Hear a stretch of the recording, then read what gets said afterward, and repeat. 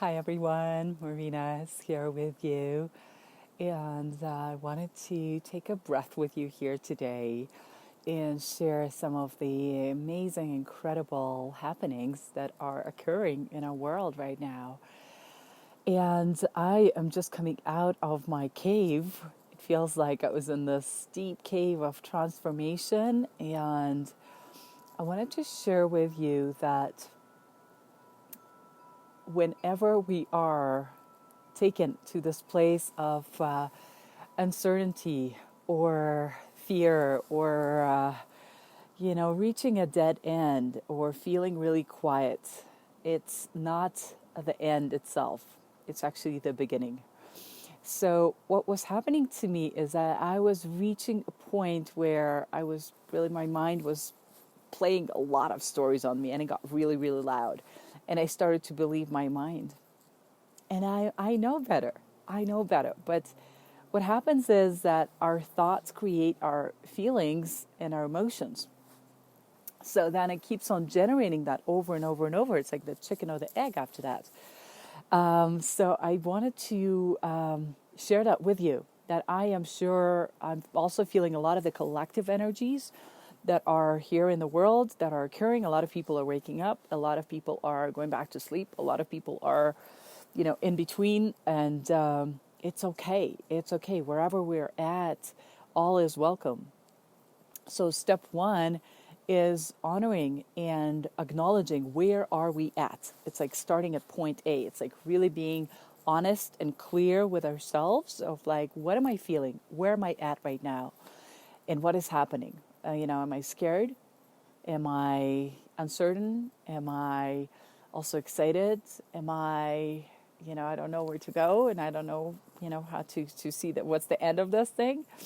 So whatever we're feeling is okay. And that's step number one, is acknowledging that.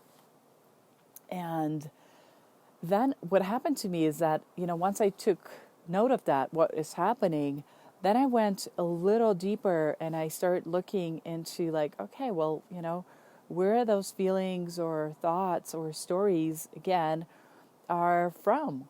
Are they mine? Are they collective? Are they from, my parents? Are they from some of my friends, or some of the, the community or the collective energies that are coming in? So distinguishing, are they really mine, or are they passed on from someone else?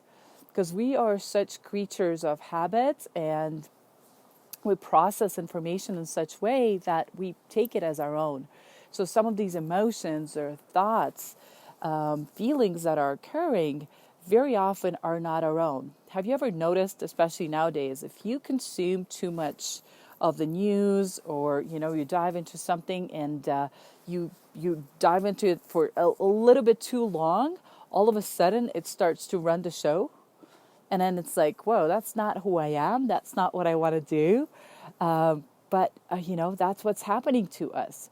So if we are around these, environments or people, or we're hearing these conversations that are not supportive necessarily, we get sucked into them.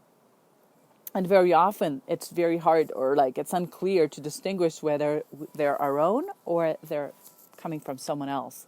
So step two is realizing, are they mine, or are they from my past or my stories or the collective? Or where are they from? And addressing that, questioning that, is that real? And how is that serving me right now? Are they real? A lot of times they were passed on from generations, from parents, from our schools. So, this is that time that we are in, this crack of time of birthing the new. So everything that we've, heard, that, we're creating with our thoughts, with our feelings, our emotions, we're being put to the test right now.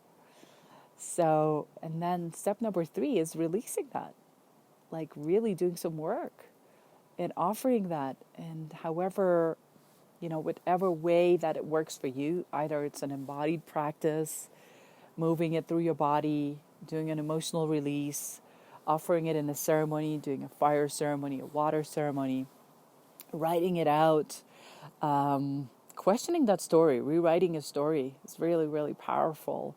So finding a way of, transmuting that story and creating a new story, really saying goodbye to that. So making a ritual, a funeral in a way of, taking a decision and deciding whether, you want to keep those stories or not.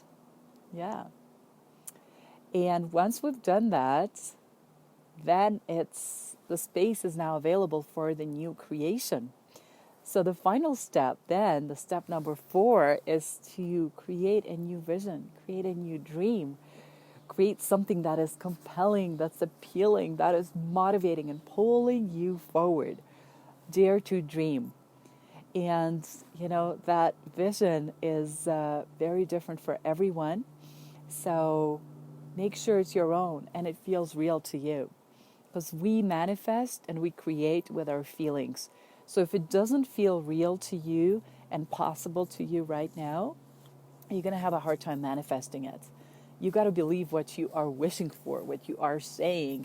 So if, for example, an authentic romantic relationship, divine relationship, is if that you desire something like that. But when I say that, that you're going to have this amazing divine partnership, in a few weeks from now, they're coming your way.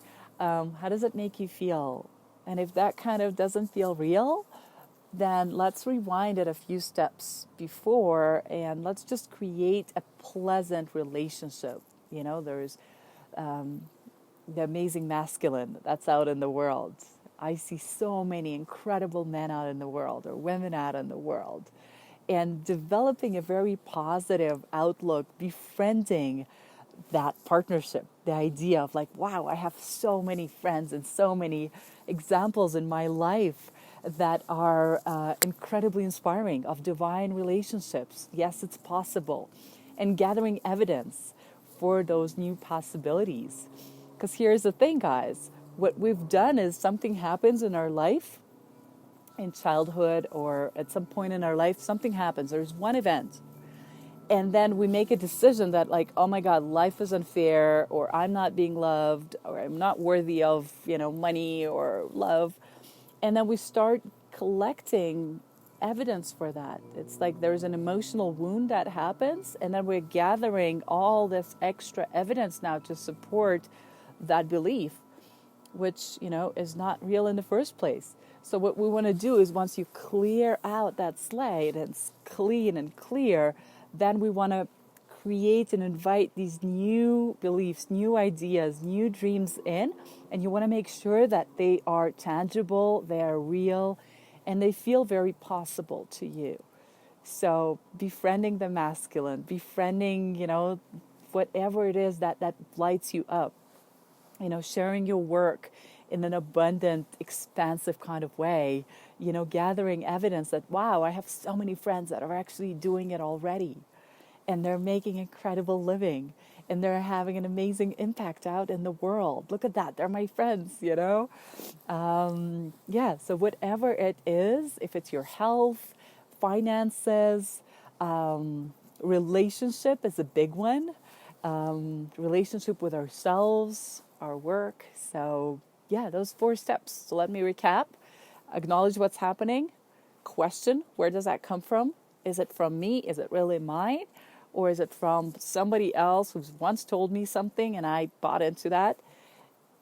Number 3 is making a ceremony, a ritual, and putting that story to rest. Okay? And then number 4 is once you have that space, is creating a new compelling vision for yourselves that feels right, that feels like you are already having it, you're living it, it's already happening there for you. So I wanted to share that with you guys tonight.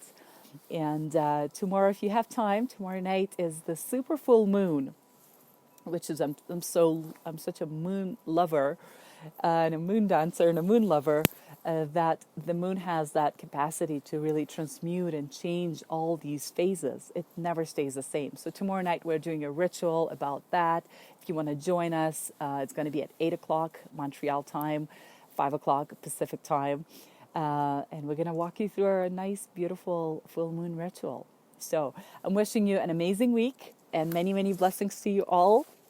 All my love. Stay well and happy and healthy.